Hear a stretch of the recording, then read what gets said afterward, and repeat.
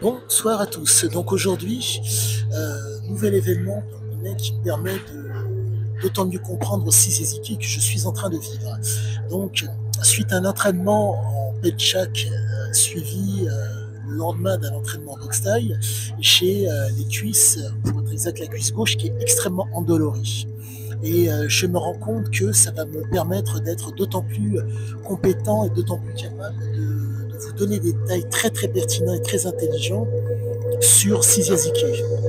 Force est de constater que, de par l'intoxication que faisait subir Siziazike à son organisme, il a donc développé une conduite, il a fait en sorte qu'il y ait un conditionnement ainsi qu'un renforcement négatif qui se fasse.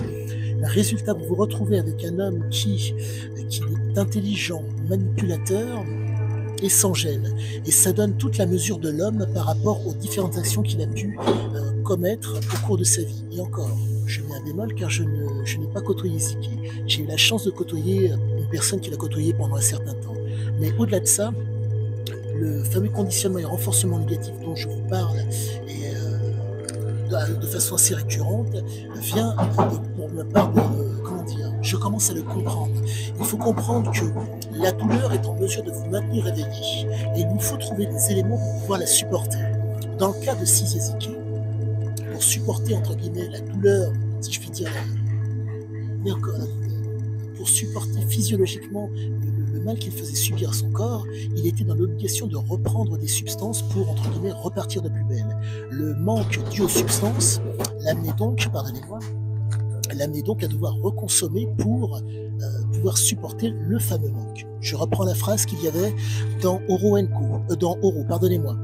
Plus rien à manger, c'est pas un problème, plus rien à fumer, c'est pas possible. Et donc, dans un registre différent, comme vous le savez, je me refuse tout bonnement à utiliser quelconque substrat, pardonnez-moi, quelconque substrat lié à la cam pour pouvoir comprendre le Ziki. Donc, dans mon cas, je vais devoir gérer la douleur que j'ai au niveau des cuisses pour pouvoir essayer de percevoir et de comprendre cet homme. Et j'en suis extrêmement content parce que je pense ne pas être loin du vrai. Ces douleurs sont vraiment extrêmement atroces. J'ai une petite douleur au dos, j'ai aussi une douleur à l'épaule. Mais au-delà de ça, il me faut continuer et persévérer pour pouvoir être au plus près des propos de cet homme et pour faire en sorte que mes écrits ne travestissent pas la pensée de cet homme. Donc, quoi qu'il en soit, je vais continuer sur ma lancée.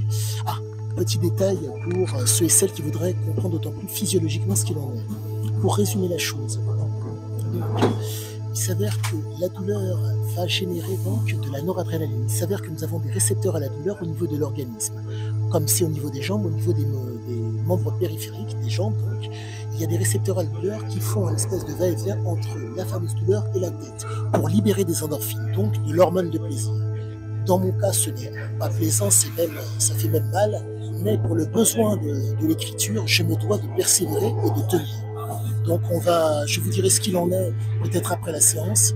Quoi qu'il en soit, voilà ce qu'il en est. Et pour faire le parallèle avec Ziki, lui, compte tenu du manque qui se présentait pour lui par rapport aux substances, il était obligé de reconsommer pour faire en sorte que l'homéostasie au niveau du corps soit à l'équilibre. Voilà ce qu'il en est. Petite différence qui fait toute la différence. Moi, je peux arrêter et récupérer. Lui ne pouvait s'arrêter sous peine d'un mal-être vraiment conséquent qui risquait vraiment de faire en sorte qu'il y ait, comment dire, pardonnez-moi, un épuisement, et encore un épuisement, c'est bien, un bien grand mot. Sachez que le propre des gens qui sont dans la toxicomanie, c'est la suivante. Vous avez donc la fameuse homéostasie qui est mise en branle, qui fait qu'il y a donc la phase d'alerte, la phase de résistance et l'épuisement.